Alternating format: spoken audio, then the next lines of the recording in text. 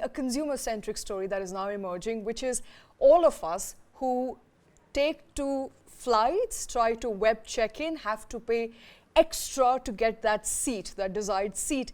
It now appears that road would be clear to get any seat we like if the directions of Consumer Affairs Ministry are taken into account. Yeah, well, I'm not sure if these would be directions of the Consumer Affairs Department or whether this would be a request to the Ministry of Civil Aviation. But I think as a user, every time you book a flight, you pay for the ticket. What are you really paying for?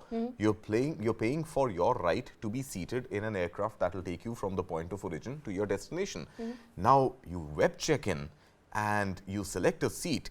A selection of seat is mandatory after web check-in, and then any seat that you touch on, unless it is one of those really shabby middle seats, you're asked to pay extra. So if you have already paid for the ticket and if you're web checking in, and as part of the web check-in you have to select a seat and that seat is a paid seat, it obviously pinches.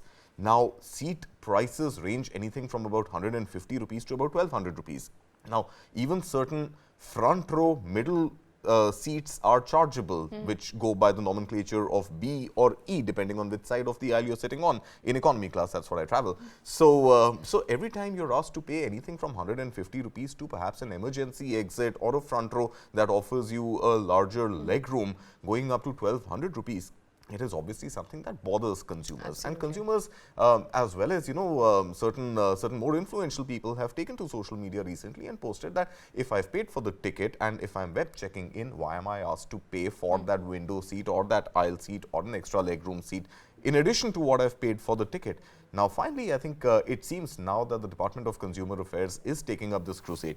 And a series of requests or directions, as we want to see it, being suggested, proposed to the Ministry of Civil Aviation. Number one, after web check-in, when you're selecting a particular seat, that seat should not be chargeable. It should be built in as part of the ticket. I'm sure airlines, when they are asked to comply, are not going to fully comply, they're going to partly comply. So they're going to make perhaps the cost of extra legroom seats even more expensive, even higher. But that besides, the Department of Consumer Affairs is also saying that perhaps an establishment of an airline ombudsman, it's about time that you have an ombudsman, like you have a banking ombudsman or an insurance ombudsman. You should have an airline ombudsman which takes into account, takes into cognizance the consumer complaints that emerge for airlines. And that in effect is going to streamline, smoothen, iron out the challenges consumers face when they are taking to the skies with respect to airlines that they fly, or within the airport any facilities pertaining to web check-in, self-check-in, etc. So an ombudsman establishment is the second point. And the third equally important point is that many aggregators, travel aggregators, have not yet issued refunds.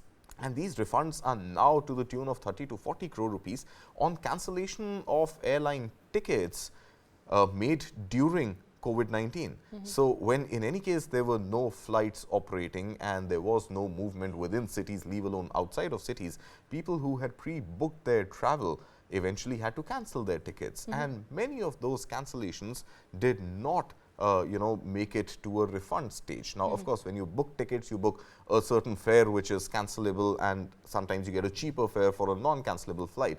But when there was COVID and obviously airlines were grounded and movement was suspended throughout the country, there was no way that even on a non-cancelable ticket one could have taken that flight. So these tickets and amount, to the tune of about 40 crore rupees is still pending, yet to be cleared by aggregators. So those are the directions of Department of Consumer Affairs. Those are the three proposals, I would call it, if not directions yet. All right. And yeah, I mean, I think I want to understand the rationale for paid seats, because paid seats has bothered everybody. I'm not sure about you, but I have tweeted about it.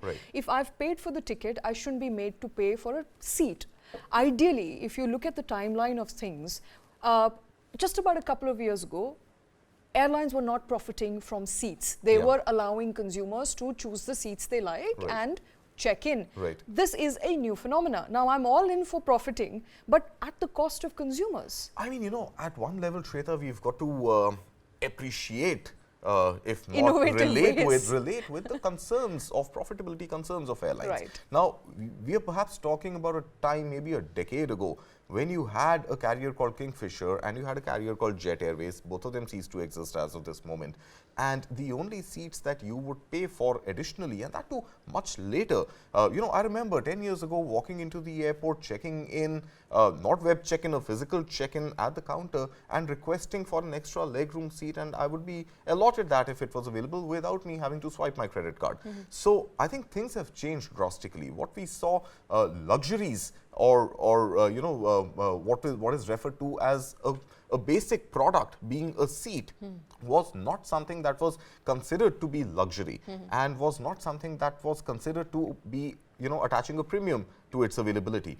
And we've seen what has happened to airlines. Now we are in a scenario where there are multiple airlines, many still going bust, not likely to recover, etc. Go first, we've seen what's happened. But now you have far more number of airlines. You have aggregators.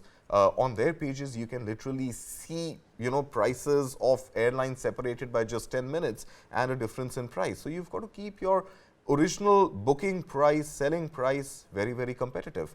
Now, if you keep it so competitive, and there are tools which make you understand what are the going rates and what is the availability across airlines, if you keep your prices, original prices competitive, how do you make money?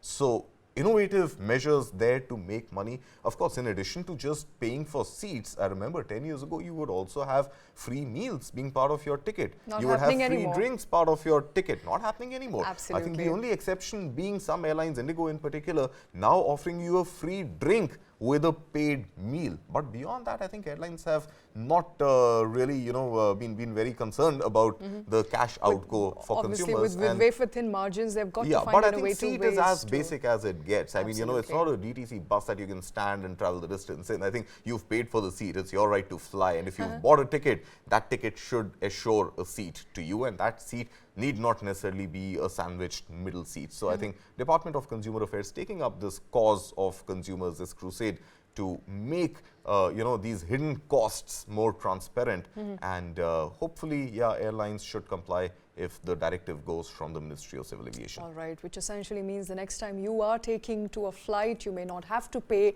for that aisle or the window seat, which is now becoming increasingly prevalent for all possible airlines in the country.